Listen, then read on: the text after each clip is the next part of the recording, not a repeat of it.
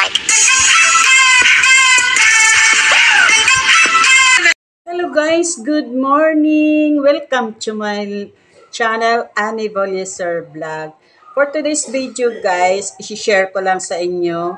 Today is the birthday of my son, the second son, Marvin. He is 36 years old now.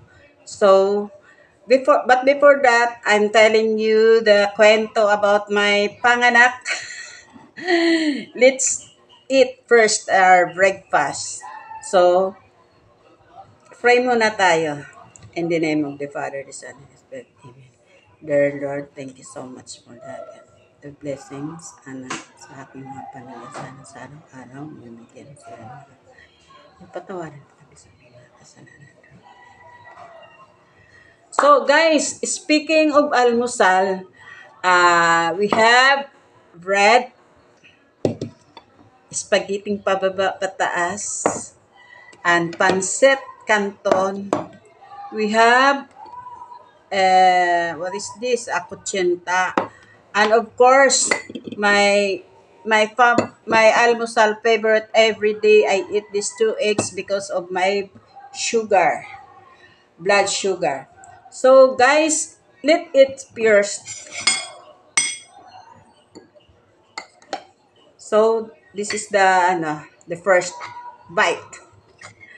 So, first bite. Kain tayo guys.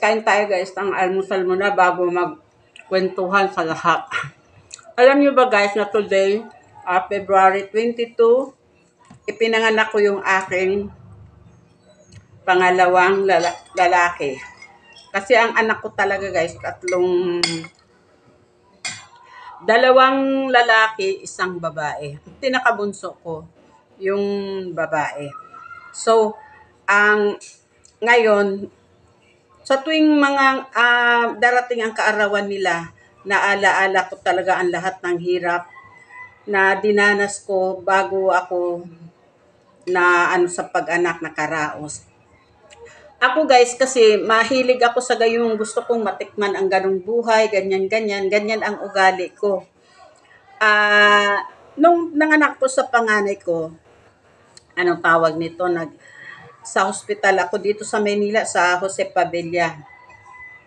Ngayon, ang mother ko kasi guys, Comodrona. Doon, lahat kami nga pinanganak niya, 8 kami. Siya ang nagpaanak at saka yun sa tatay ko. Kitang-kita ko talaga yan. So, gusto kong maranasan guys na manganak sa bahay. So, ang ginawa ko, pinapunta ko si mama ko sa Manila dati, nung buhay pa siya. Kasi I will try to give birth in my home. So, eto na, nandito na yung nanay ko, pinapunta ko. Dumating ang time na nga mga anak ako. February 22, 9 p.m. So today, itong umaga na to, nag-sacrifice talaga ako guys kasi umaano yung tiyan ko, yung sakit na sakit talaga, ang hirap. Masarap mga anak pala. Pero ang hirap magle-labor. Yung para bang ilalabas mo sila. O di, ngayon, paikot-ikot ako, palakad-lakad ako maghapon guys, nanghihina na ako kasi hindi pa nga sa puwerta ko yung aking anak. O di, sabi ng mama ko, sige CI sa ko. Sabi niya, matagal pa nak. O di ngayon, palakad-lakad lang talaga, umiiyak na talaga ako sa daan guys. Ngayon, alam mo, pinanganak ko siya talaga 9 p.m. February 22. So ngayon wala naman siya dito, nandoon sa Maynila, kaya hindi ako maghahanda. Sabi ko, nagbili lang ako ng kasi kung maghanda naman, sayang, wala lang kakain. Kami lang dalawa ng apo ko. So yun nga, ito na lang, kaya nag-aalmusal tayo na lang muna dito. Ganito ang ko, talaga ako ng pansit tsaka spaghetti. Kasi mga paborito niya yan. Sa Saturday pa yun uwi Kaya, ito lang munang ko. Baka sa Sabado pa yun maghahanda. Pero okay na lang, matanda na rin 36 na rin siya. Hindi ba? Ang hirap talaga maging nanay. Kaya kayong mga anak dyan, kung naririnig niyo naman ako, mahalin niyo yung ina niyo habang buhay pa. Akala ko 38 na siya. Kasi mahirap ang maging nanay. Diba? Tatlo yung anak ko guys, pero ang panganay lang ang hirap kung ang madali kong panganak. Lalo na yung bunso kong babae, 3 days akong pabalik-balik sa ospital. Kaya nasabi ko talaga, stop na, ayaw ko na talaga mag-anak. Kasi ang hirap eh. Diba? Ang sakit-sakit ng tiyan. Tapos, pabalik-balikin ka pa ng mga doktor sa Kasi buti kung mapera ka, pag nanganak ka, stay ka lang dyan kaya para maano ang kita nila. Pag wala kang pera, sa public ka lang, pabalik-balikin ka talaga. Kasi ang tagal-tagal na lumabas, pero sakit siguro kasi, nung matigas rin kasi ang ulo ko nung binuntis ko yan, nahilig ako sa malamig. Tsaka maraming hamog yung katawan ko. Kasi ang sarap-sarap kasi pag buntis ka kasi guys, ang sarap, mainit ang katawan mo, ang sarap ikain ng mga malamig. Buti kamo hindi ako na-cesarean doon. Kasi kung na-cesarean ako, lalo nang mahirap. Kaya, hindi sa tuwing nanganganak ako, yung mga birthday nila, naalala ko talaga yung mga sakit na dinanas ko. At saka, pagkatapos noon, masaya ako kasi nakikita ko na yung mga apo ko, yung mga nila, nakikita kong malaki na sila, maganda ang buhay nila, kaya yung masaya na rin ako, pero hindi mo talaga maano yung yung maalaala mo yung niya. So, habang nag-aalala tayo, kain muna tayo guys, parang pinakapaunang birthday celebration ko sa kanila. Kanilang dalawa ng apo ko, papasok na rin to mamaya, ako lang na mag-isa, kaya paano ba ako magluluto? Hindi naman din yan kakain na masyado.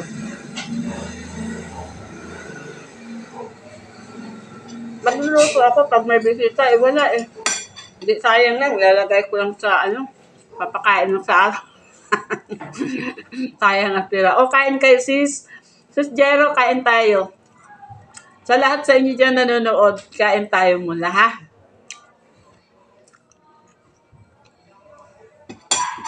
Parang lang ako sa umaga na to kasi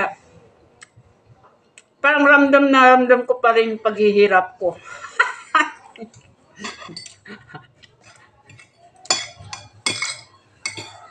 Biruin mo naman, nasakali ka maghapon.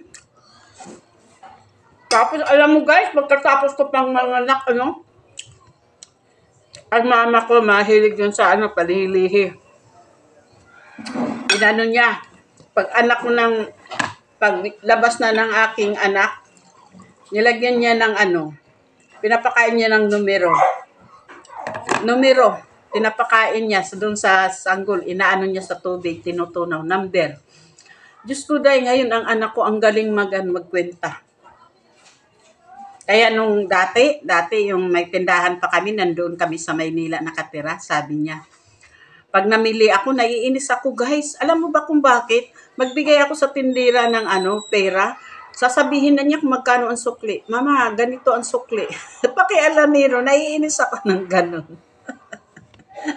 Sabi ko, ito palang nililihian ng pinangarap ko.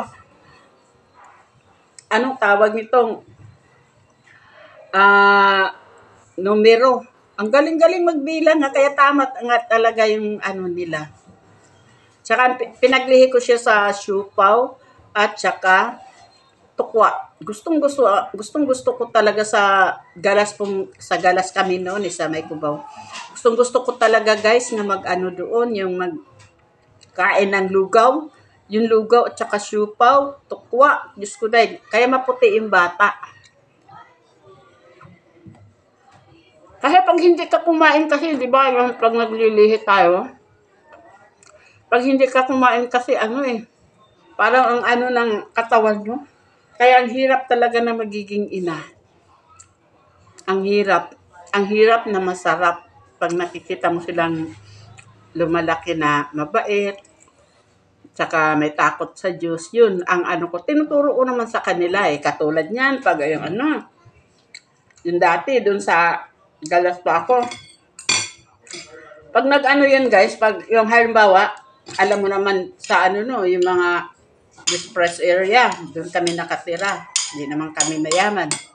Nangupahan lang din kami doon. Ano guys, yung kabilang kwarto na ano namin, yung nanay nila, 3 silang magkapatid na lalaki. Yung nanay nila, nasa abroad. Ngayon nagiging ano sila, nagiging addict sila. Ngayon hinuli sila ng polis. Nakulong silang 3. Ngayon sabi ko sa mga anak ko, tingnan mo yan nako. Di ganon. Huwag kayong magganyan-ganyan kasi mahirap, pawawa ang kaming mga magulang. Wala tayong pera na pantubos sa inyo. Sa awa ng Diyos, guys, hindi sila nagkaganon. Silang 3 anak. Hindi sila ganon. Lumalaki din silang ano, makijos. Tingnan mo yung ano, makijos sila. Kaya nagpapasalamat na ako kahit na naghihirap man ako. Okay lang. Kasi lumabas na ano, maganda ang ano nila. Hindi sila bastos ng pagkatao, yung nakikita mo sa labasan, inom ng inom. O, diba? Kaya yung ano, yung mga anak na ganun, dapat, yung naliligaw ng landas, dapat gabayan talaga natin yan. Sasabihan natin yan. Sabihan mo naman, yung hindi ka nagagalit. Yung parang ano mo lang.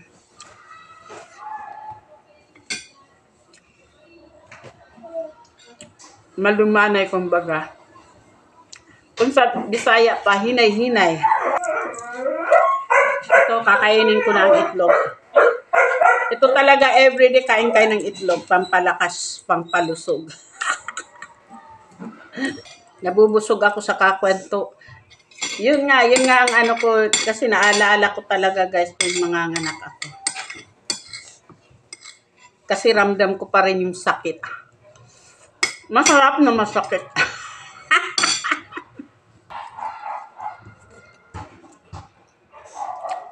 Okay guys, hanggang dito na lang. Maraming salamat sa pakikinig sa aking kwento. Sinamahan niyo ako sa aking almusal.